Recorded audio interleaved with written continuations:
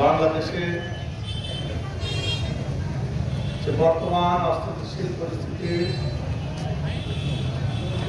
যারা তৈরি করেছে তাদের বিরুদ্ধে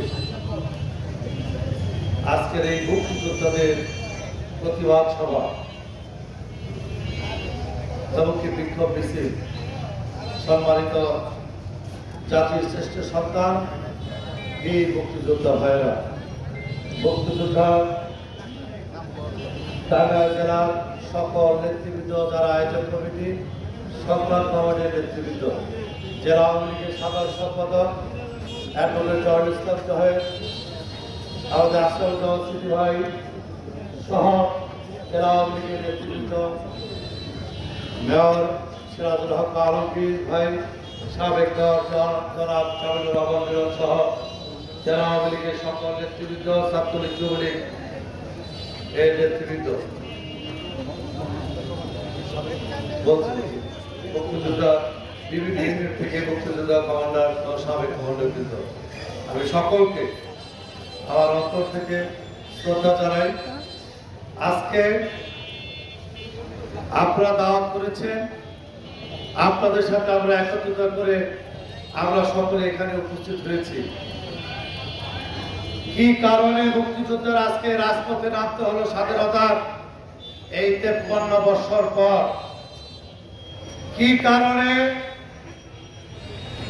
মুক্তিযোদ্ধাদের যে সম্মান, জাতির জনকের কন্যা জননেত্রী শেখ হাসিনা সহ বাংলাদেশ আওয়ামী লীগের সরকার সহ বঙ্গবন্ধু জীবিত থাকা অবস্থায় এই মুক্তিযোদ্ধাদের যে সম্মান দেখিয়েছেন, মুক্তিযোদ্ধা যারা এই দেশের জন্য জীবন বাজি রেখে অস্ত্র হাতে নিয়ে বুকে তাজা রক্ত ঢেলে দিয়ে লাল সবুজের পতাকা দিয়েছেন, বাংলাদেশ নামে একটি মানচিত্র দিয়েছেন। আজকে সেই প্রতিবাদ আন্দোলনকারী, সেই আন্দোলনে সকল মায়ের সন্তানই উপস্থিত। সেখানে আমাদের ছাত্রলীগের ভাইরাও ছিল। দাবি থাকতে পারে, আন্দোলন হতে পারে। সেই আন্দোলনটাকে যখন লন্ডনে বসে ওই তারেক রহমান তার অর্থ দিয়ে এই আন্দোলনকে ভিন্ন খাতে নেওয়ার জন্য ছাত্র দল, ছাত্র শিবিরকে লেলিয়ে দেওয়া হয়, রাতের অন্ধকারে বাস পুড়িয়ে দেওয়া হয়, সাধারণ মানুষের উপর, শ্রমিকের উপর তাদের সেই লাঠি দিয়ে অত্যাচার করা হয়। এটা কিসের আলামত? আন্দোলন হয়েছে, আন্দোলন গতকাল শুরু হয়নি, আন্দোলন প্রায় 10 দিন যাবৎ আন্দোলন হচ্ছে।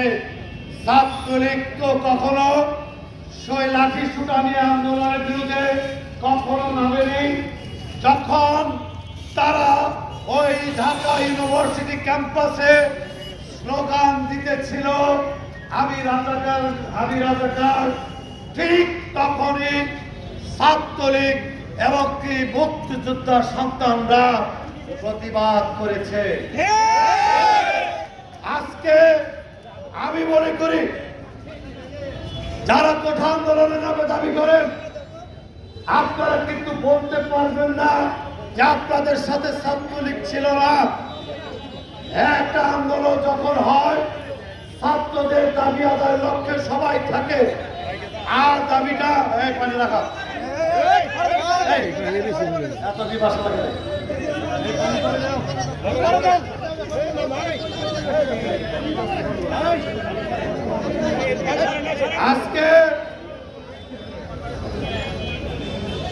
আজকে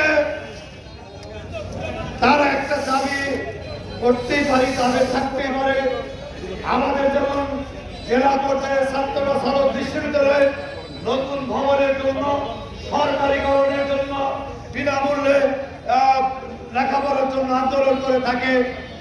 আমাদের মাননীয় প্রধানমন্ত্রী জাতির জনকের কন্যা অবশ্যই তিনি সেই দাবিগুলো, যৌক্তিক দাবিগুলো বাস্তবায়ন করে।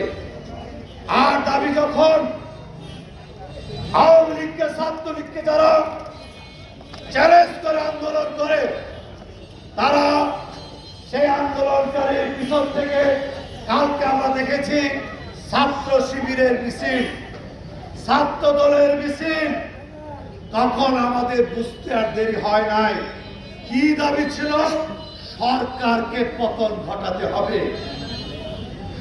তাহলে বুঝেন যে তাদের ওই লন্ডনে বসে তারেক বাবা যে নাকি ওই এদেরকে লাড়ি ঘোরায়, তিনি মনে করছে যে সুযোগ পাইছে কাহিনী একটা ঘটিয়ে দেয়। আজকে রাতের অন্ধকারে এই আন্দোলনকারীর উপর কোথা থেকে কারা গুলি করে? ছাত্রলীগ গুলি করে নাই। যারা এলাকার অস্থিতিশীল পরিবেশ করে, ইউনিভার্সিটির ডিসির উপর আক্রমণ করে, শিক্ষকের উপর আক্রমণ করে,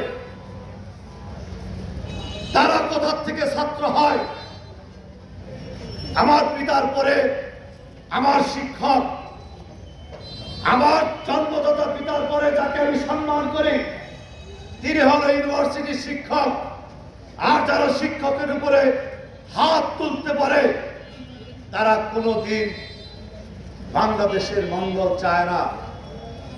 বাংলাদেশের যে কালচার, অস্তিত্ব, আমরা শিক্ষকদের সম্মান করে আজকে এখানে যারা নেতৃত্ব দেয় তারা সকলে সাবেক ছাত্র নেতা।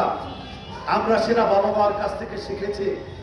আর যারা শিক্ষকের উপর হামলা করে, আর যারা মুক্তিযুদ্ধের চেতনার উপর ওই রাজাকার বলে নিজেদের স্বীকার করতে চায়, তাহলে আমাদের কাছে স্পষ্ট যে তারা কোথা থেকে কার নির্দেশে এই বাঙালির স্বাধীনতার চেতনাকে কোন দিকে তারা ধাবিত করতে চায়।